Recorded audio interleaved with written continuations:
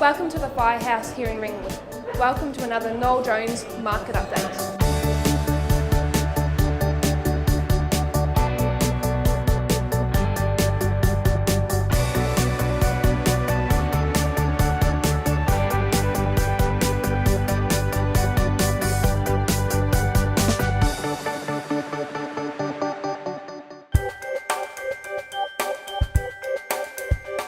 Well, one of the biggest debates amongst families at the moment is, do they buy first or sell first? Mike, what can you tell us about buying first? Yeah, buying first, you have to be market ready. You need to be organised. So that means finance in place, have access to a deposit. So if you're buying at auction or closing date sale, you've got the money ready to go. And most importantly, understand timeline. So settlement period, if you're going to rent your property or you're going to sell it, you need to give yourself ample time to prepare it, to make sure you can sell it within 30 days and allow enough time to be able to settle on the other side. But most importantly, you have to have a conservative opinion of the value of your home so that you're not concerned about having to achieve a particular figure, and you can make sure that the campaign gets you the most and highest price.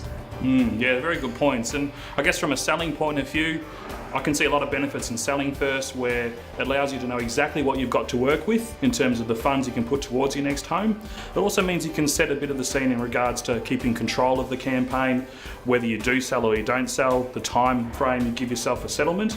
And for a lot of people, it is a little bit less pressure in regards to the sense of feeling they have to sell. And of course, selling first, you potentially have access to Section 27, which sounds very technical, but it's access to the deposit the purchaser has paid that you can get prior to settlement, which can also help to, free up some funds. Yeah, well, it's a very good point you raised. And look, ultimately, it is the vendor's decision which way they go. I think from our experiences in the past, we have found that the selling first does give a little bit more choice to the seller, a little bit more control over the situation as well. However, the choice is yours. If you wanted to discuss it with us a little bit further, we'd love to have that conversation in your home. You can call us anytime.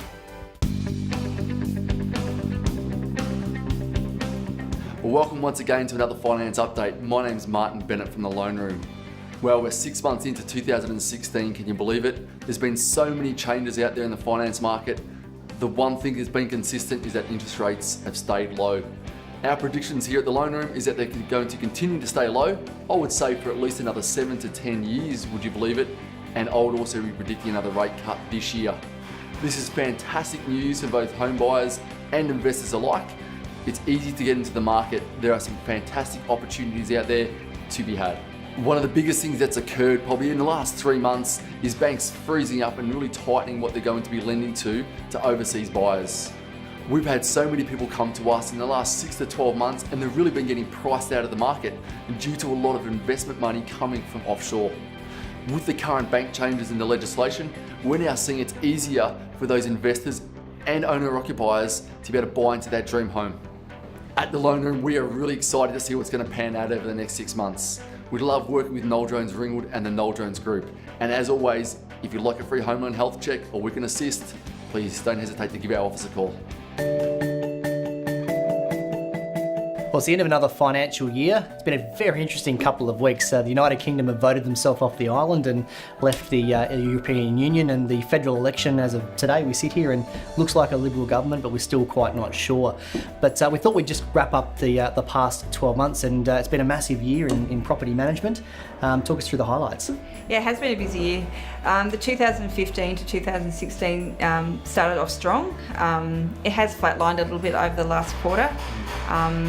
But I think that's to do with the influx of apartments. We've been lucky enough to be involved with some new developments. We've got some apartments becoming available in Central Rise in Ringwood Street, and there's 30 odd apartments becoming available in Lakeside on Maroondah Highway, and they're 1 and 2 bedroom apartments. The Victorian vacancy rate is currently just under 3%, and our office, the vacancy rate has remained stable around the 1%. So we have one of Maroondah's largest rent rolls, and we've got good staff, good long-term staff, good procedures in place, up-to-date technology, and this helps to get the properties leased, get long-term tenancies, get high rents. It makes a difference, doesn't it? Having the stability and making sure your tenants don't turn over sounds like a small thing, but for any aspiring or current investors, it's quite important to making sure your property is actually profitable. Exactly, yeah. So Mike, what's been happening with sales? Yeah, it's been a really interesting 12 months. The back end of 2015, obviously, for most people, was a very strong seller's market. And I think we all went into Christmas thinking